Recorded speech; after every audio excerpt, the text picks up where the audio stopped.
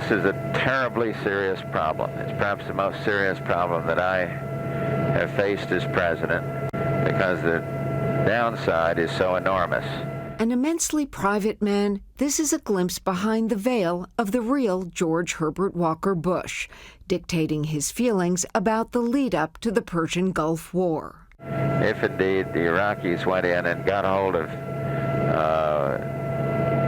Saudi Arabia, and our objective then was to free Saudi Arabia, we'd really be involved in something that would have the magnitude of World War. In the end, Desert Storm was one of the highlights of his presidency.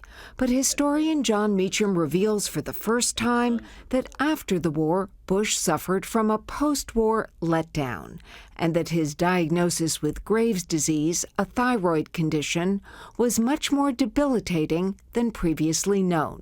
There's a second heart incident that you reveal that the public never knew about. That's right. It was late July 1992. His doctors had just shifted the thyroid medicine, trying to get him a little more energy. Remember in 1992 how he seemed to be out of it, out of touch. Part of that was the thyroid. Part of it was the fact that he was not firing on as many pistons as he had. They hadn't balanced the medication properly. Right, and which is a very hard thing to do. And in the third week of July 1992, he has another episode of fibrillation. It passes very briefly. It did not affect his fitness for office, but it unquestionably affected his mindset and the zeal with which he jumped into a campaign. People said about his reelection over and over again, doesn't look like he has his heart in it. Is it the health problems? His heart was in the race. His thyroid wasn't, I think. You think there was a serious connection between the Graves' disease, the thyroid, the lethargy, and how he was able to campaign? Medically, I don't know how you come to any other conclusion.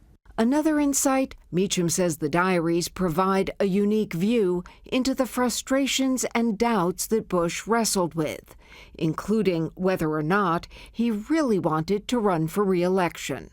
He did say, "I'm just not sure I want to run again."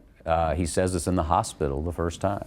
Do you think he ever seriously considered not running, or do you think these are his musings as he's struggling with the health problems? I think it was therapeutic. I think that he talked himself to that ledge and then talked himself back, because the way the diary entries work is he'll say, "I'm just going to go into the press room, surprise them all. It'll be action all the way at the convention to see who gets it. And I'm going back, we're going back to A&M, we're going back to Texas." But often in the same entry, he'll say, "But the work isn't finished. I'm better than the rest of these guys who want this job, and so I've just got to stick to it." What I hear you saying is something that someone once said to me about him. You would never want to play poker with him. Oh, Lord, no. No. If there is a WASP Machiavelli, it's George Herbert Walker Bush. You don't get to be President of the United States by just being sweet. Let's be very clear here. He did things, he could be ruthless. He did it charmingly, and so often I think your pocket would be picked and you would be halfway down the road before you realized it. But this was a tough man, determined always to prove he was tough.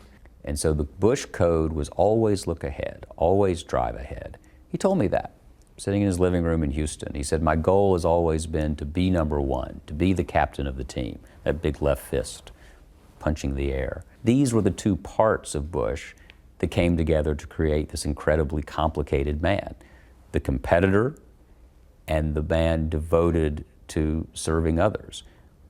What links it is that he knew he had to compete brilliantly to win the power to shape the lives of others.